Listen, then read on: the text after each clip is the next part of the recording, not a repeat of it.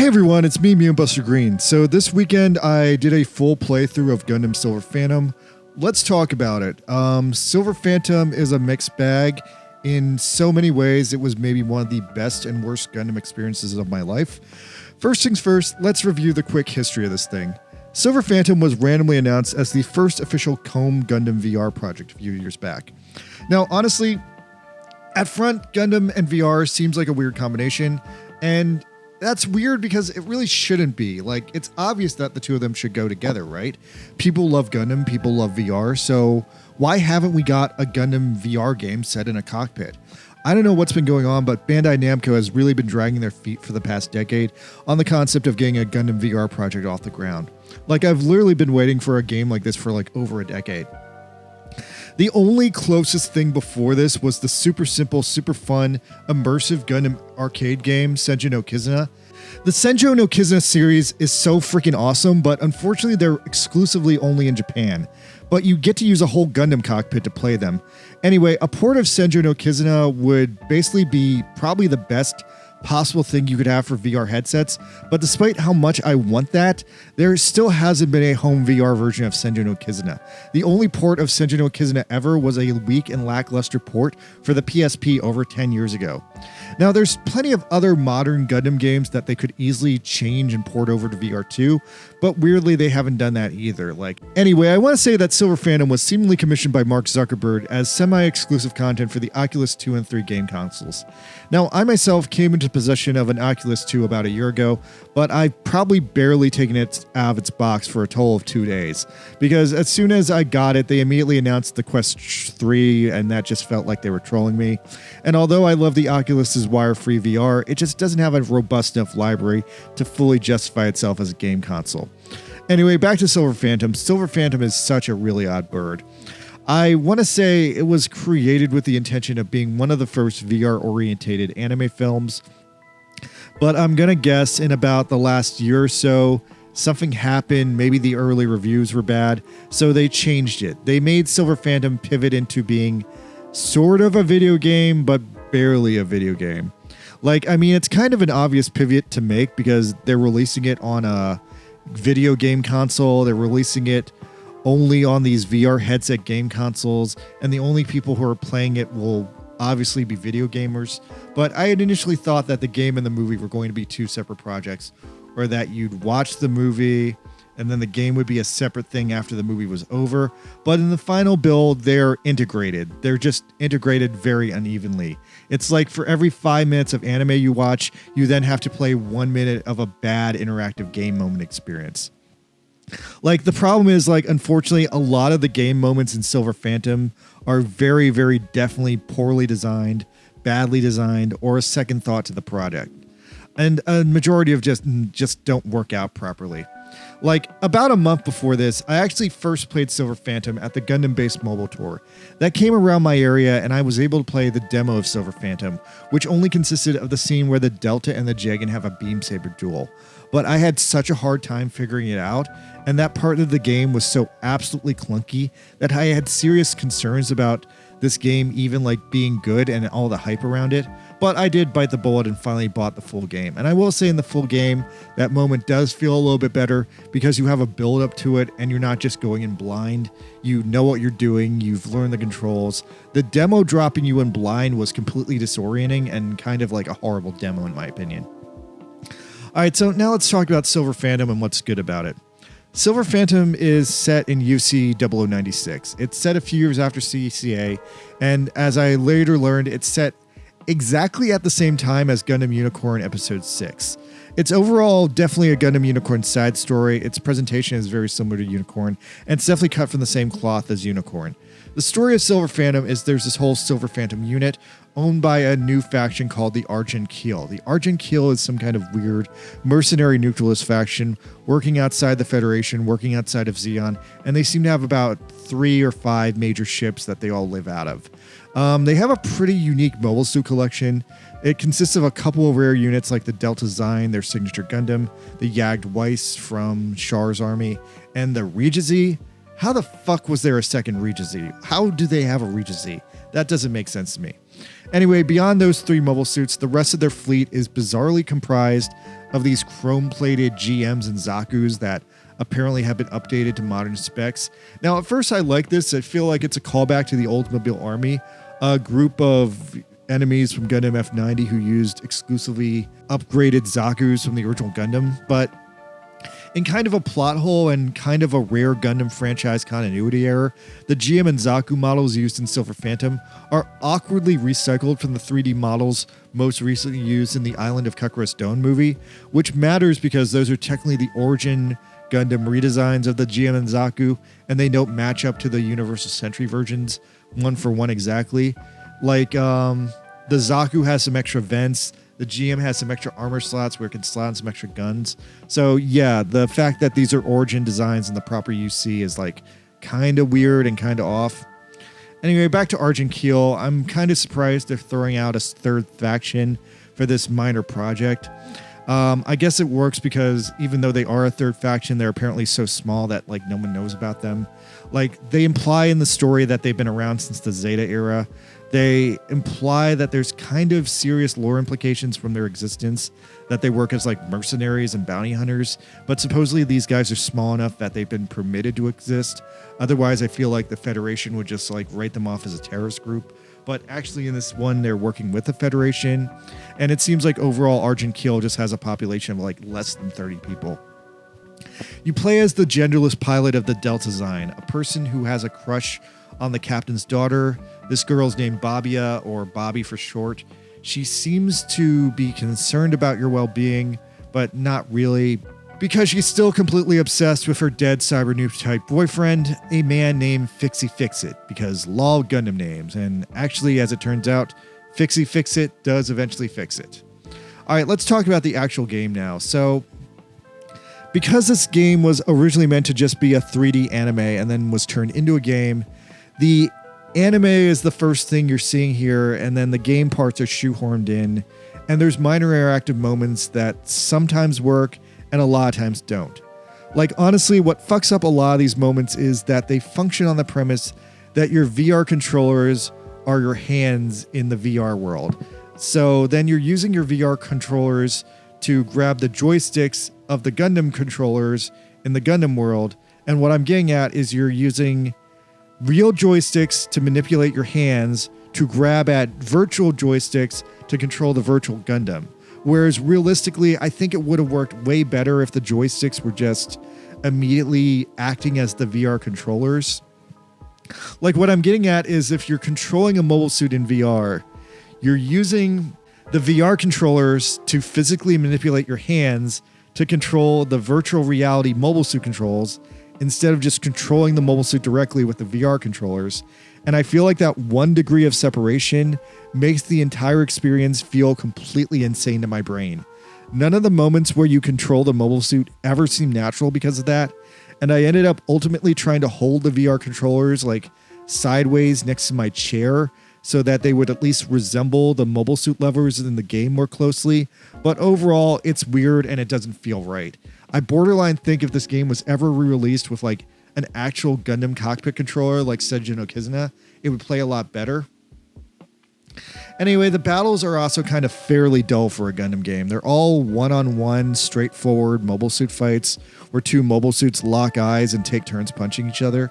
Like, the mobile suits are definitely only able to either punch or block, so the fights are completely boring and completely underwhelming because it just comes down to being a big rock'em sock'em robot fight. I would say that about 30% of the interactive experiences are good, and 40% of them are okay, but then the rest of them are just straight up broken. Probably the most frustrating situation I ran into in the entire game was there was a segment where I had to use the wire hook to like hook shot up to my mobile suit, and that should have been a super simple 5-second moment because that's in every anime, and you know, you just shoot the hook shot and you fly up there. But actually that moment took me over 5 minutes because the game weirdly would not allow me to turn my head or aim the camera or aim the stupid hook shot where I was trying to. And long story short, I missed my mobile suit, and then I ended up aimlessly bouncing around the mobile suit hangar in zero gravity for over 5 minutes. It was frustrating. It was insane. But you know what? Funny enough, I could actually see that potentially being a real thing in the Gundam universe. So that's kind of a memory that only I have, and that's kind of funny. But that was honestly the most frustrating moment in the game, and that drove me nuts.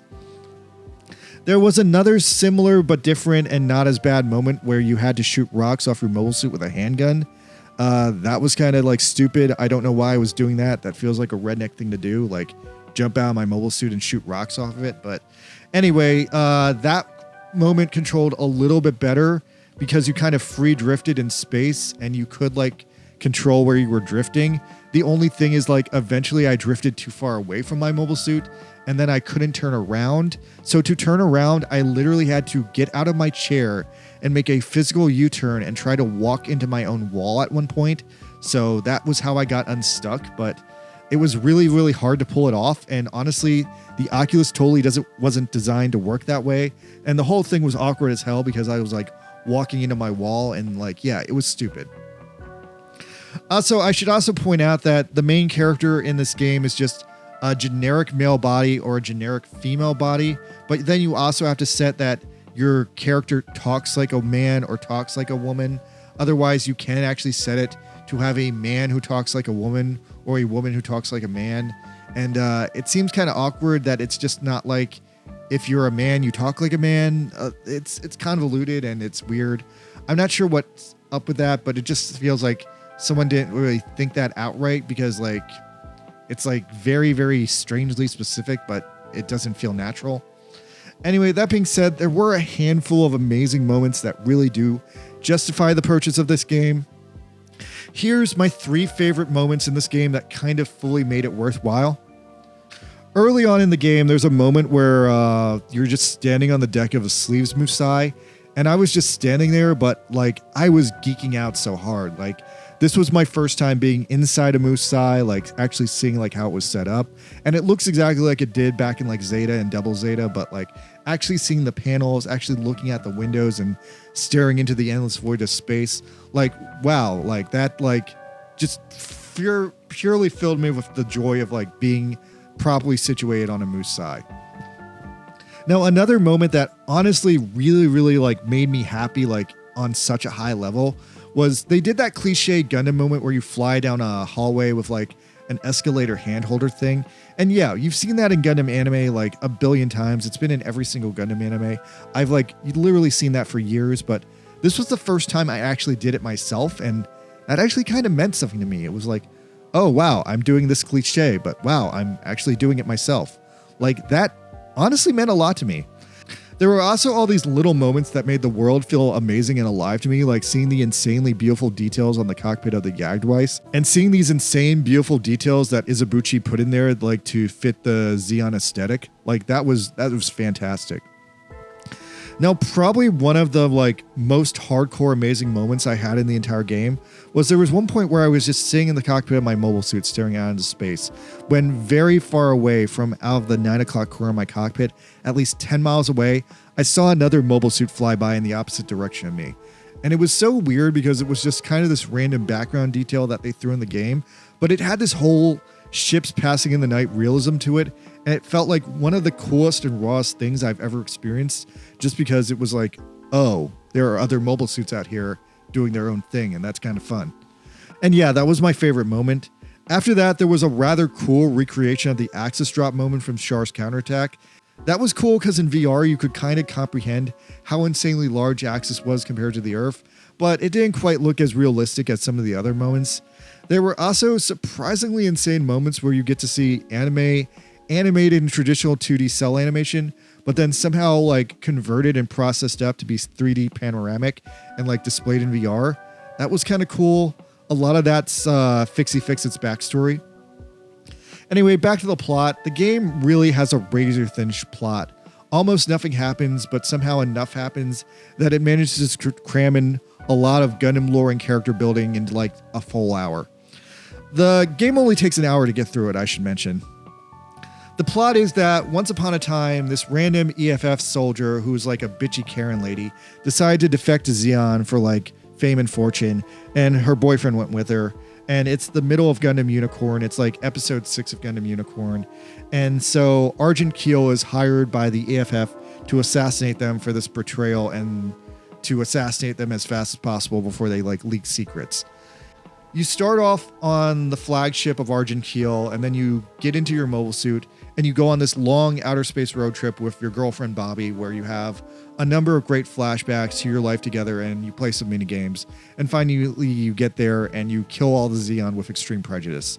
The main character suddenly develops new type abilities. The new type abilities kick in, and he realizes that the Delta Zine has a giant Psycho Frame equipped shield that essentially works like the Regis Z's Wave Rider shield. And then once you use your new type abilities, you can basically swing it around like a giant psychic sword, and that's kind of OP. Now, anyway, the new type powers are rendered in a pretty cool way, but it mostly comes down to, hey, they're bullet time. You can slow down time and like see where people are shooting at you and dodge around it.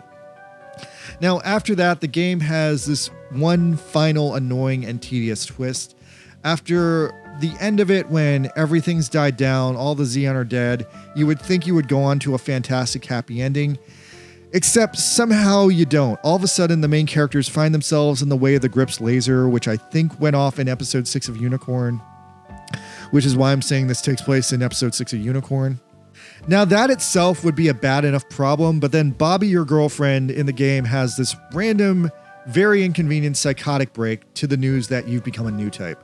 Bobby has pretty much been established in the past hour to have this fantastic, overly religious, overly indulgent, at times incorrect view of like what new types are and what their role is in society and history. And I honestly gotta say that the way Bobby is handled is probably one of the most interesting part of the game.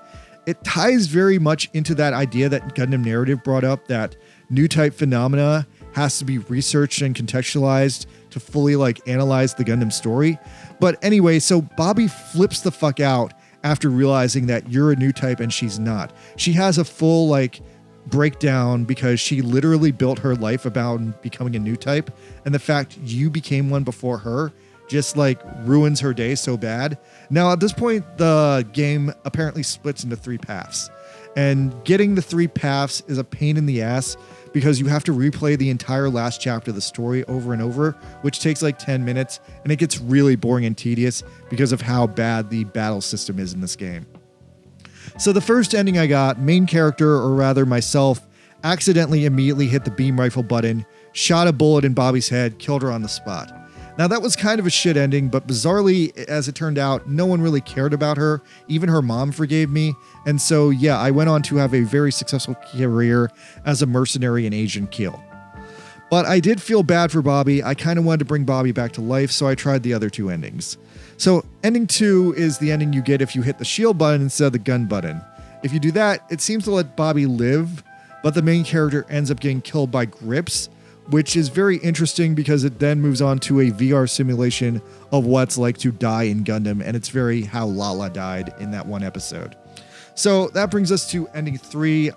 Ending 3 seems to be the best ending, but it's still not that good. So ending 3 is apparently the secret ending you get for not pressing any buttons.